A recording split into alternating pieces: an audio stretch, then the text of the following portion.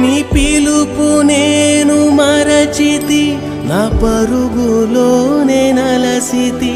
నా స్వార్థము నా పాపము పతన స్థితికి చేర్చెను.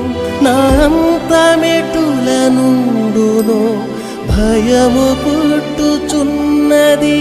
దేవా నన్ను మన్నించుము, నా బ్రతుకు మార్చుము.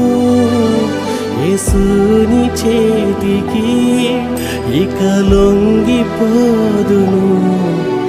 విశేషముగా రూపించుము నా శేష జీవితం. నా బ్రతుకు దినములు లెక్కింప నేర్పుము. దేవాయి భువిని వేడు గడియ నాకు చూపుము. ఇంకొంతకాలమే